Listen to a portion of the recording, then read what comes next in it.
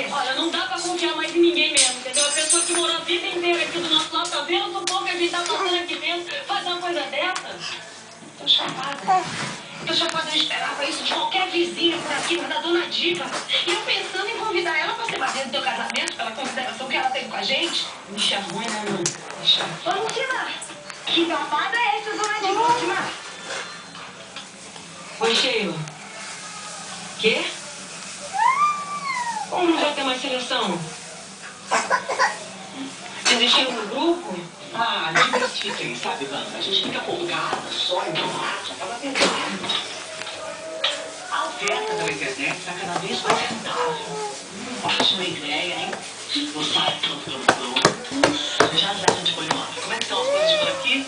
Fizemos a pré-seleção do grupo de dança e esperando o local da sala de bate-louco para fazer a seleção final. E cadê as fotos das garotas? Ah, tá aqui.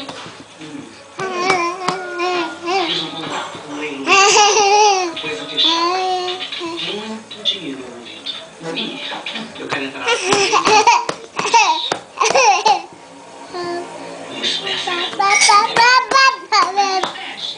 esta aqui é bem essa é a ideia que eu tenho na minha cabeça.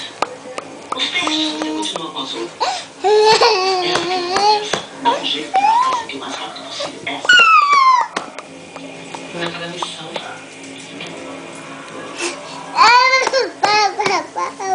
Dá um medo. Chegar e pertence jogar no chão como se fosse. A gente vai aí, mistério das coisas do dia e acaba se esquecendo que na verdade não tem segurança de nada e que não tem nada nem ninguém pra gente.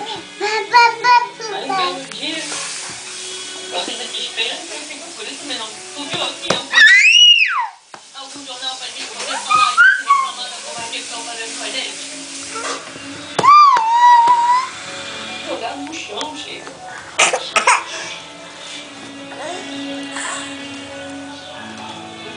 Olha a situação.